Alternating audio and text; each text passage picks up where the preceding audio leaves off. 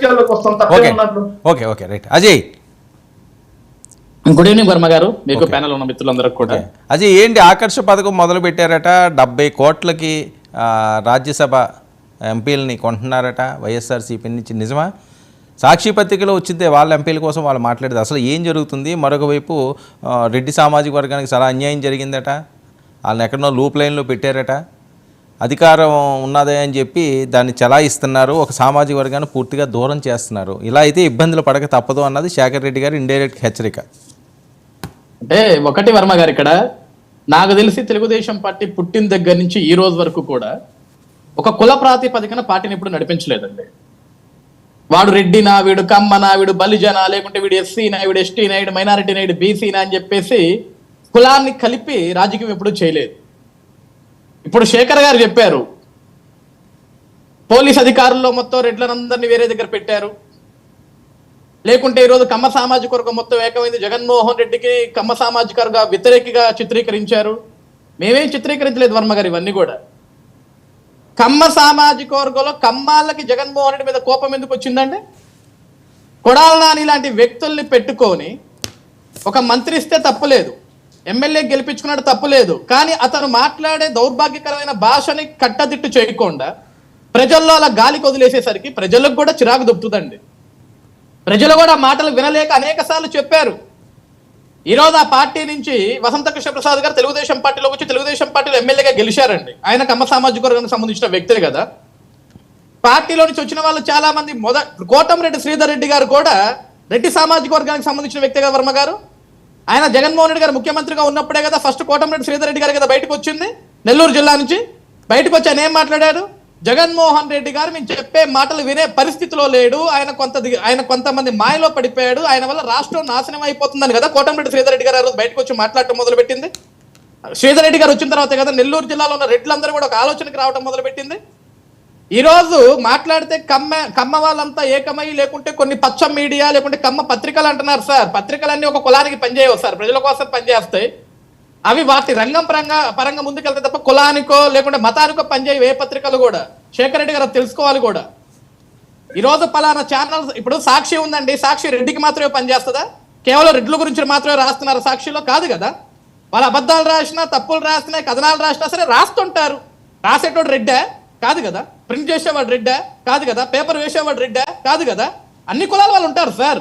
ఈరోజు సాక్షి బిల్డింగ్ అన్ని కులాల వాళ్ళు కలిపి కడితేనే కదా సార్ ఆ బిల్డింగ్ లేచింది, కేవలం రెడ్డి ఒక్కడే కట్టలేదు కదా అక్కడ.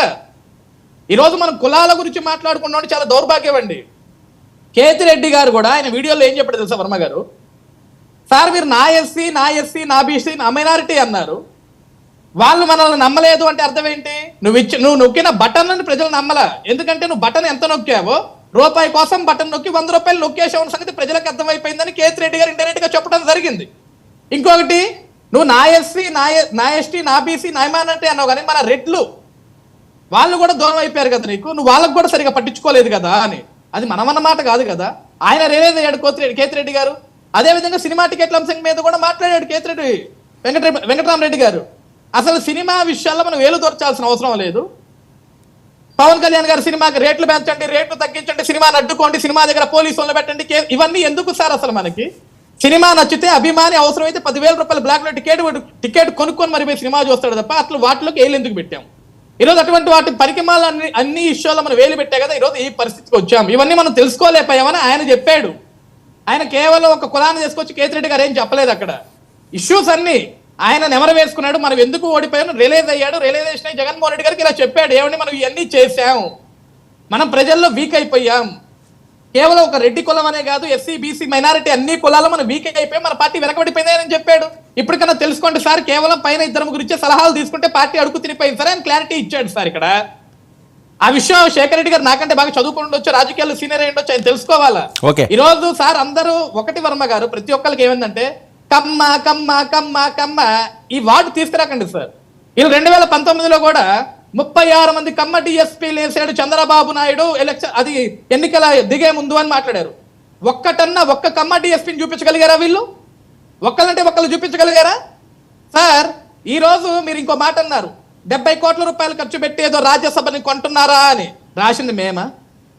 రాసింది వాళ్ళ పత్రికనే కదా, సాక్షి పత్రికనే కదా. దానికి సమాధానం చెప్పాల్సిన జగన్మోహన్ రెడ్డి గారో, లేకుంటే ఆ సాక్షి పత్రిక నడిపించే వాళ్ళో, లేకుంటే ఈ రోజు వైసీపీ పార్టీలో అధికార ప్రతినిధిగా వచ్చి మన 99 ఛానల్లో కూర్చున్న శేఖర్ రెడ్డి గారో చెప్పాలా. ఎందుకంటే ఆ పత్రిక మాకు సంబంధం లేదు సార్ వర్మ గారు. ఆ పత్రికను నమ్మే పరిస్థితిలో ప్రజలు లేరు. ఆ పత్రిక నాకు తెలిసినంత వరకు అది పుట్టిన దగ్గర నుంచి ఈ రోజు వరకు దాని జీవితంలో ఒక్క నిజం రాయాలి. ఆ పత్రిక ఈ రోజు కూడా రాశారు సార్. దాని మీద నిన్న కూడా ఏంటది, ఆరోగ్యశ్రీకి 1600 కోట్ల రూపాయలు పెండింగ్ బిల్లులు చెల్లించలేదు కూటమి ప్రభుత్వం.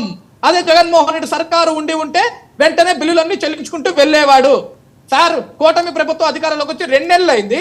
2 నెలల్లో 1600 కోట్ల రూపాయలు పెండింగ్ బిల్లులు పెట్టిద్దా సార్?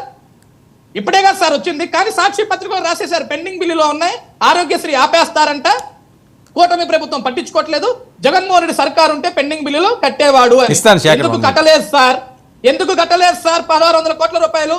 700 కోట్ల రూపాయలు పెట్టి భూ సర్వే అని చెప్పేసి పనికిమాల రాళ్ల కోసం 700 కోట్ల రూపాయలు ఖర్చు పెట్టిన రోజు ఈ 1600 కోట్ల రూపాయలు పెండింగ్ బిల్లులు గుర్తుకు రాలేదా సార్? బియ్యపు సంచులు అని చెప్పేసి బియ్యపు సంచులకి 1200 కోట్ల రూపాయలు తగలబెట్టారు సార్. ఆ రోజు పెండింగ్ బిల్లులు గుర్తుకు రాలేదా సార్? ఆంధ్రప్రదేశ్ రాష్ట్రంలో కేవలం గోడలకు రంగులు వేయడానికి 1600 కోట్ల రూపాయలు ఖర్చు పెట్టారు సార్. ఆ రోజు ఈ 1600 కోట్ల రూపాయలు పెండింగ్ బిల్లులు గుర్తుకు రాలేదా? వర్మ గారు చివరికి ఎన్నికల నెల రోజుల ముందు ఆంధ్రప్రదేశ్ రాష్ట్రం అంతా కూడా సిద్ధం అని బ్యానర్లు కడితే ఆ బ్యానర్లకి 600 కోట్ల రూపాయలు ఖర్చు పెడితే ప్రజాధనాన్ని దుర్వినియోగం చేసి ఆ రోజు ఏమైపోయింది సార్? ఆ రోజు ఎందుకు రాయలేదు సార్ సాక్షిలో ఇవన్నీ? కూటమి ప్రభుత్వం వచ్చిన 2 నెలల్లోనే 1600 కోట్ల రూపాయల పెండింగ్ బిల్లులు అంటే కూటమి ప్రభుత్వం విస్మరించిందంటే, కూటమి ప్రభుత్వం ఆరోగ్యశ్రీని నిలిపివేస్తుందంటే, అదే జగన్మోహన్ రెడ్డి సర్కారు ఉంటే కట్టేవాడంట. ఎవడు కట్టొద్దన్నాడు సార్? మేము కట్టొద్దన్నామా? మేము ఆపమన్నామా? పనికిమాల రాళ్ళకి, పనికిమాల రంగులకి, పనికిమాల పబ్లిసిటీలకి వేలాది కోట్ల రూపాయలు ఖర్చు పెట్టమని మేము చెప్పావా వర్మ గారు? సార్ ఈయన ప్రతి సంవత్సరం సార్ వర్మ గారు ఒక విషయం, చాలా పెద్ద విషయం వర్మ గారు, ఇది ప్రజలందరికీ కూడా తెలియాలి. సార్ ఈయన ఒక బటన్ నొక్కుతాడు. ఈ బటన్ నొక్కేదానికి రాష్ట్ర వ్యాప్తంగా ఒక కార్యక్రమం పెడతాడు. ఈ కేవలం పెన్షన్లు ఇచ్చేదానికి సార్ ఇప్పుడు 2000 రూపాయల పెన్షన్ 3000 చేసేదానికి 5 సంవత్సరాలు తీసుకున్న జగన్మోహన్ రెడ్డి గారు ప్రతి ఏటా 250 రూపాయలు పెంచేదానికి వర్మ గారు పెద్ద యాడ్లు, పెద్ద హోర్డింగ్లు, దీనికోసం ప్రత్యేక బడ్జెట్ కేటాయించి ప్రజాసొమ్మును దుర్వినియోగం చేసి ప్రజల్లోకి వెళ్లి ఓ భారీ బందోబస్తుతో వెళ్ళి కేవలం బటన్ నొక్కేదానికి వర్మ గారు కాదండి. ఏమైనా ఆకర్షణ పథకం పెట్టారా లేదా సార్? నాకెందుకు సార్ వాళ్ళతోటి అవసరం లేదా మీకు? రాజ్యసభ వీక్ గా ఉంది కదండి. అదే వర్మ గారు, రాజ్యసభ ఉంది, మేమేమంటున్నాం, మేమేం ఆకర్షించి డబ్బులు పెట్టి కొనాల్సిన అవసరం ఎవరికి మాకు అవసరం లేదు. ఎందుకు రాశారంటారు? కాదు, ఇందులో ఏంటి మరి ఏమన్నా ఉన్నదా ఇన్సైడ్? నేనేమంటున్నా వర్మ గారు, రాసిన సాక్షి పత్రికని ఆ రాయించిన వ్యక్తులు అడగాలి. సరే ఓకే, మీ అనుమానం అండి, మీ అనుమానం వాళ్ళు వ్యక్తుల మీదే వాళ్ళ వార్త రాయడానికి ఉన్న ఇన్సైడ్ ఏమైనా మీకు అనుమానాలు ఉన్నాయా? ఒకటే కదా సార్, ఇప్పుడు వాళ్ళ వ్యక్తులతోటే వాళ్ళ మీద దాడులు చేయించుకుని తెలుగుదేశం పార్టీ మీద, కూటమి ప్రభుత్వాల మీద ఆ రోజు వేశారు.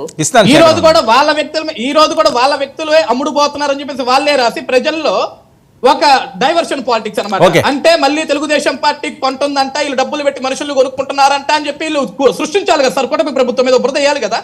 కోడికత్తి దగ్గర నుంచి బాబాయ్ దాకా అన్ని మావే కదా సార్, అన్ని ఈ బురదలే కదా సాక్షి పత్రిక రాసింది. నారాసు రక్త చరిత్ర దగ్గర నుంచి ఎన్నికల ముందు తగిలిన గులకరాయి దాకా ఏది రాయలే సాక్షి. Right, okay right. ఒకసారి కేతిరెడ్డి గారు బయట ఒకసారి విందాం, ఆడియన్స్ కూడా క్లారిటీ వస్తుంది, ఎందుకంటే అందరూ చూసుండకపోవచ్చు కదా. అది ఆ బయట ప్లే చేయండి అమ్మా. నా ఇష్టతో ఇండస్ట్రీతో అందరితో కూడా మనం చెడు మూట కట్టుకోవడం జరిగింది. నా ఎస్సీలు, నా ఎస్టీలు, నా బీసీలు అని అన్నారు. మిగతా ఆ సెక్షన్ ఆఫ్ ది పీపుల్ నీతో సెయిల్ అయినారో లేదో తెలియదు, కానీ మిగతా సెక్షన్ ఆఫ్ ది పీపుల్ అందరూ కూడా నెగిటివ్ అయినారు కదా. వాళ్ళైనా మేము వద్దా అని. పోనీ ఎవరినైతే భుజాన్ని ఎత్తుకున్నారో వాళ్ళన్నా మనతో తోడొస్తున్నారా? తోడొచ్చింటే ఈ పరిస్థితి అయితే ఉండేది కాదు కదా. తోడొస్తే ఇండస్ట్రీతో అందరితో కూడా మనం చెడు మూట కట్టుకోవడం జరిగింది. నా ఎస్సీలు, నా ఎస్టీలు, నా బీసీలు అని అన్నారు. మిగతా ఆ సెక్షన్ ఆఫ్ ది పీపుల్ నీతో సెయిల్ అయినారో లేదో తెలియదు, కానీ మిగతా సెక్షన్ ఆఫ్ ది పీపుల్ అందరూ. రైట్, కీర్తన గారు, ఇది కేతిరెడ్డి గారి బయట